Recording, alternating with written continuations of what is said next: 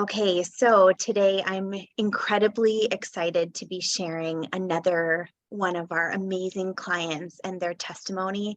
So today I have Laura Vino with me, and she has just recently completed the program with her daughter, Alexia, who is now just turning 8, or has just turned 8. And they had some absolutely incredible results. So I'll just share those right at the beginning so that we can kind of get this out there, because I think you're going to be a little bit stunned. Alexia's reading went from the 9th percentile. So another way to say that is she was better than 9 out of 100 kids her age when she started.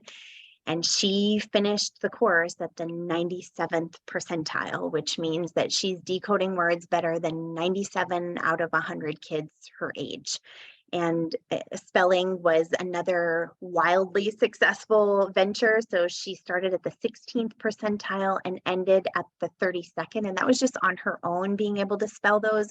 But she was just slightly off in a couple of her patterns. She still obviously heard all of the sounds. So if she would have had those patterns right, it would have been the 88th percentile. So another huge leap in her progress. Her ability to actually hear the sounds accurately. So in a phonological awareness assessment, she went from having about half of them correct to nearly all of them correct. She only missed one. So huge gains for Laura and her sweet daughter. And so we wanted to just get Laura on today, not only to celebrate her and all of the amazing things that she did while she was in the program, but I think it's also valuable to just know that, like, Laura's a real person and she had real struggles before she came to us. And so I think it just kind of brings all of this to the real world, where you get to say, like, wow, could this actually happen for me? So without further ado, Laura, I'd love to just welcome you to the celebration and say thank you for being here. And just start by asking you if you'd be able to share a little bit more about what things looked like for you and Alexia before you started working with us. Oh, it looks like it's still muted. Sorry, Laura. Thank you so much for having me. Thank you for being yeah, here. so I'll share a little bit about our background, but like you said, my daughter just turned 8. She was about 7.5 when we started the program, and kind of what our home life looks like a little bit. We had decided, Alexia was entering kindergarten about COVID timeframe when all of that fun stuff happened. And so we made the decision during that time to do some homeschooling. And we had already done some in the past anyway, but Alexia is part of a hybrid model school outside of that. So we homeschool 3 days a week. She goes to school 2 days a week. And it's really hard when you're a homeschooling parent to really compare your child to other students. You don't really know how they're doing because you're not really involved. You know what I mean? You're not really getting a great sample basis to pull from. But she started school at her hybrid model school in 1st grade. And when she started there, I was really, I kind of just thought she was where everybody else was, struggling with the same things that every other kid her age probably was struggling with. And I mean, we struggled at home for sure. I mean, reading was always frustrating. I mean, I know now in hindsight, I have 3-year-olds who watch Leapfrog Letter Factory, and they walk around the house pointing out things with letters in them and saying letter sounds, and they pick it up like that, versus Alexia, who had all the same resources, all the same tools. We did all the same things. And after 2 or 3 years of learning letter sounds, she could not recall at all the phonics for things. So when it came time to reading, it was very, very challenging because I could just see her little brain working when she'd get to even a simple word where she's trying to recall a sound and she's thinking, and eventually she would just say, this is just too hard. And so where we were at was not in a good place by any means. At school, she was learning a grade level behind for reading. She was going down to the kindergarten class for reading, which the school does a great job about letting kids know that you're just reading where you're learning at the level you need to be at. But there was still for sure in her mind a stigma that came with not being at grade level. And it was starting to work on her self-esteem a lot. So while I'd love to say like, hey, we didn't compare or anything like that, when I finally got to the point where I said, enough is enough, we have to do something different, um, was when I could see it really hurting her emotionally and her saying, other kids are doing this and I can't do this. Other kids can read this fast and I can't do this. So that's when we finally found your program, thankfully, so thankfully. And that's changed so much for us since then. That's awesome, Laura. So tell me a little bit more about like when she was like working through the program and you were trying to figure out, or even before you started, what was your motivation to say like we have to fix this and we have to fix this now? Like, was it just the emotional pieces of her, or tell me more about that? Well, there's a lot. And just to unpack it a little bit, again, as a homeschool mom, I would be seeing her frustration. And I knew that in order for her to really start to love the process of learning, we had to get over the hump of every day crying at the kitchen table. And I mean, I'm not exaggerating in any way when I say we would sit down to do reading and we would do the class in 10-minute increments, 10 minutes in the morning and 10 minutes after lunch to give her a little bit more of a break so that the lessons weren't super lengthy. And she still would end up in absolute tears. And we were making it as simple and as fun as we could, but I could just tell that nothing we were doing was clicking. It was just, we would teach it and it would be a couple days later. It was like she had never seen it before. When she was trying to decode words on a page, she would come to words that we had looked at so many times. And it's like it was the first time every single time. And so that frustration point for sure, that was like kind of our snapping point. And I had started, there were some signs of dyslexia. I guess part of me, not to say I was in denial, but I didn't want to diagnose her with something. Do you know what I mean? I didn't want to label her with something. Do you know what I mean? If that makes any sense. And I do remember though finally getting to the point where I thought this should not be this hard. Like there has to be something that's in the way. And so I started Googling and researching and putting all my information out there, getting contacted by all kinds of different tutoring services and programs and different curriculums, because I thought maybe we just need to change our curriculum and do something different. But then when I did more research, I found out the curriculum we were using already was actually usually the answer to kids who had dyslexia, and that still wasn't working. And so I had found your program, and I think you had offered a webinar that we had jumped on, and it was really exciting for me to see that there was really there was light at the end of the tunnel if we would just be willing to follow the program. And I thought at that point in time, like I said, emotionally, we were at the point where it was really hard. As a homeschool mom, in a lot of ways, I felt like maybe I was failing her, like maybe I wasn't doing the right things, maybe I wasn't good enough to teach her. And so I thought, I really didn't want to have to send her to a full-time school program. And I also didn't know if that was going to be the solution to our problems anyway. But anyway, thankfully we found your program and things have been so much better since then. Yeah, so let's talk about that, like all the good stuff.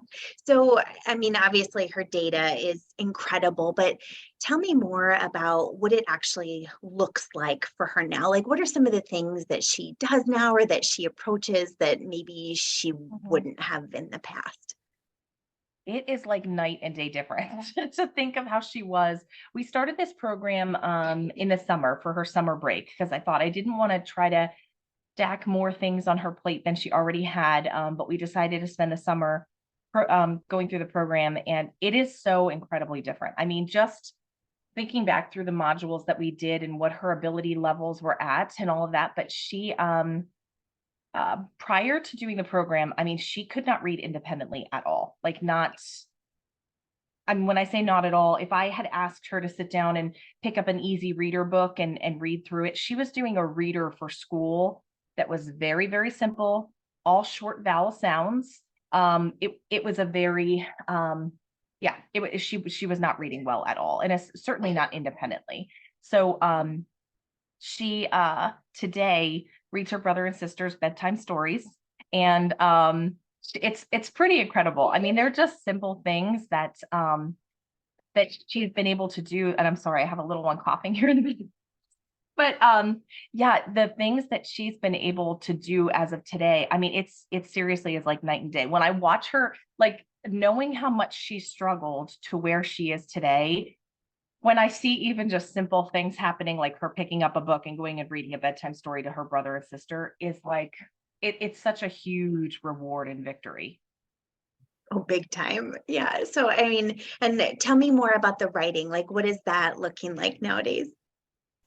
Her writing is even that, like yesterday we had a huge victory in writing because I gave her a list of words, like vocabulary words, and I told her, write a story for me.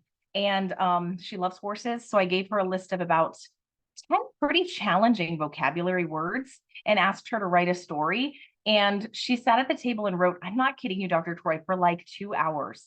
Like, not a simple story. It wasn't, I mean, I went on with my day and she sat at the table writing and writing and writing and enjoyed the process. And when I say that, I mean, maybe not to everyone, this might not sound like a huge victory, but to us, she wasn't writing at all when we started this program, because in order for her to write what she used to do, we had an Alexa speaker in our kitchen. And in order for her to write, she would stand in front of the Alexa speaker and say, Alexa, how do you spell this? And she would write the word. And then she would say, how do you spell this? So if she had any reason to write, because she had no idea when she would say a word, what sounds made up that word. And so since it was so difficult, she avoided it altogether. And yesterday she wrote a story. And again, like I said, it took her probably about 2 hours. I don't know how focused she was during that time period because I kind of gave her the reins and left her up to, doing her program. But we she probably wrote 25 sentences yesterday of a story just independently. Oh my So her gosh, writing that's has gotten amazing. so good.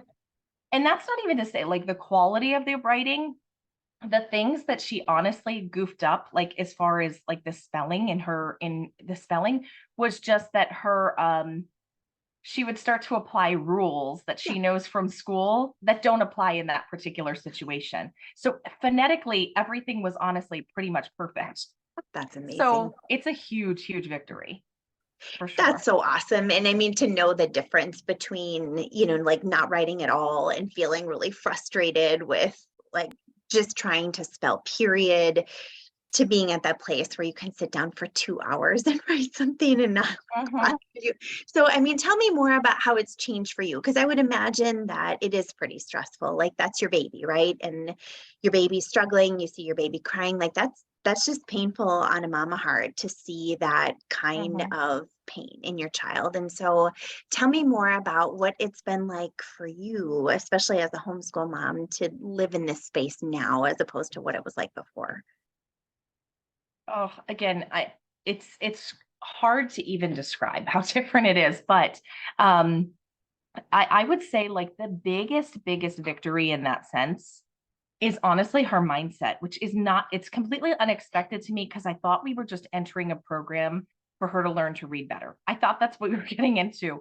But in turn, what actually has happened for her is that she has learned so much that just because something's challenging doesn't mean that we quit. And just because something is hard doesn't mean that she's not capable. And so the things that she's learned through the process of sitting across the table together. And we did our exercises in the evenings because, as you saw, I have a 3-year-old who is always, our best time to do these things are one-on-one when it's full on attention. And we would spend our evenings after dinner doing the program and the different modules. And I have to be honest, there was a night I remember I quit on her because she was so and this was early on in the process, she was just so unwilling. Do you know what I mean? Like her her habit of attention was so small, and her ability to work on things that were complicated and frustrating was so small. Like she just wasn't willing to do it. And so I remember one night just saying, that's it. I can't do this anymore. I don't know how you're going to get help, but it's not going to be like, and she came to me. I mean, I shouldn't have done it. I know. But as a mom who was trying her best, and I just felt like we were just met with so much frustration. But anyway, she came to me and she apologized and she said, I'm sorry, I'm going to try harder. And throughout the process, I feel like that attention muscle that she has just got stronger and stronger. So honestly, we have not sat down to do any type of schoolwork, reading, spelling, writing, anything, and have been met with tears of frustration. I don't know the last time. I'm legitimately trying to remember. And it used to be a daily thing. It used to be every single day. I give her, I like to let her have a lot of choice and control in her schooling, in the way of not necessarily like, you don't have to do this, but when in the day do you want to do this? When do you want to do reading? And it was always last. She hoped that something else would come up in the day that, you know what I mean? She figured if I say last for reading, there's hope that something will get in the way and I won't have to do it today. So, yeah, it's been an absolute victory that way. As far as like the biggest changes I've seen in her, that's for sure what I can say is that her overall mindset and her ability to meet a challenge and see it just as a challenge and not like a complete roadblock. Like, I can't do this. And I will also say, like, just thinking back to the very beginning, I remember, and I think I had told you this when it happened, but I was having a conversation with a middle school teacher of mine, and she had asked if my kids love to read. And, she was my reading teacher, so it made sense. But I remember in the topic of the conversation, I had said to her something along the lines of, my daughter loves audiobooks. She loves stories. She consumes audiobooks, loves to be read aloud to. I mean, and her comprehension is wonderful. If I ask her back what she heard, she is hanging on every word of a story. And I told the teacher this particular, that my daughter enjoys audiobooks a lot, but she's, has some dyslexia symptoms and isn't doing so well in reading. And her comment back to me was basically somewhere along the lines of, I'm glad she likes audiobooks because chances are that's how she'll do most of her reading in life if she has dyslexia. And I felt so, I didn't want to allow it to be like a death sentence for us. But here's this person that I respect, who I thought had a lot of credentials in the area, and I just thought, oh my gosh, is that really true that just because she has dyslexia that we can't overcome this? So anyway, just to see where she is today, and even like her score of being able to decode words, she now looks at like big long words almost as a challenge. And it's kind of interesting because she'll look at a word, and because she knows that she's acquired all of the skills necessary to decode anything, she doesn't look at like big words anymore and think, I can't do that, it's too big. She literally is almost challenged by the difficulty of it. So Oh my gosh. And like you said, the mindset component. And so I wondered if you could talk a little bit more about that, because it is unexpected that in the program itself, like, we are talking about mindset quite a bit, not only for the child, but for the mama or the dad or anybody else that would show up to do the program. So do you mind just kind of sharing like some of the support pieces that you got from having other members of the community, or, like being involved in a group as you traveled throughout this journey with Alexia? yeah, absolutely. And I will say, like, the accountability phone calls, uh, one of my biggest, and I don't know if I should say this or not, but one of my biggest hangups when starting the program, and when I say starting the program, like the choice of whether or not we're going to invest in this program or not, it was a big decision for us. And I remember thinking, like, man, it's a big decision, and I'm not very good at following through on things on my own. Being completely honest, my track record for starting things and not finishing them is honestly not that great. So I just felt like this is a big investment to potentially not follow through. And I think recognizing that early on and realizing that the accountability support groups twice a week were available, I made a commitment to myself that I knew if I was going to be willing to follow through with the entire program and getting her all the way to the end, that I needed to be a part of those accountability calls. And I have to say, honestly, I don't know if I hadn't joined those accountability calls, I don't know if we would be here today, because just the support of knowing other people are going through this too. And not only that, but I felt like those other moms and dads who were on those groups, like, they were looking for me to show up too. Like on a Thursday night, if there was another mom I was used to being on the group with, if she wasn't there, I noticed. I thought, oh, I wonder where she is tonight. Or, and I know that maybe that's silly, but I feel like that's just how accountability works, is knowing you're going through this journey with someone else. And it made a huge difference for us to have that weekly accountability and to be able to bounce off questions. There were just basic things that came up throughout the week. And again, even my learning style, I love to be able to talk through things. It's great to have a book that you can go back and read and say, okay, this is how this is supposed to work. This is what you're supposed to do. But to be able to just ask a question to someone who has the answer is so invaluable to me. So yeah, as far as that mindset piece goes, just constantly being reminded to always come with positivity, not like the day I quit, but to always start the program with on a positive place. I mean, we started sitting down at the table and doing some positive affirmations before we get started every night. And again, I know it sounds crazy, but we needed to. Like, she was in a place where she felt so defeated in phonics and reading that she needed to tell herself that she was good at this. And I'll never forget, like, the beginning of the program, I would tell her, say, I love reading. She goes, I like reading. She refused to say, I like, or even saying, I'm great at reading. She'd say, I'm good at reading. She refused to say it because she goes, because Mom, I'm not. And I said, I know, but if you just confess it with your mouth, you can be. And the more that you speak those positive things, the more likely you are to believe it. And so today she has no problem saying those things. Hallelujah. She's willing to admit that she loves reading. And again, not that it's easy. It's not all sunshine and rainbows for her, but she sees it more today than ever before, is what I'll say. That's incredible. So, I mean, are there any other big takeaways or insights that you would like to share, like things that you never expected that were going to come out of this process that have been just a real joy for you and your family? Yeah, and that's definitely a good question.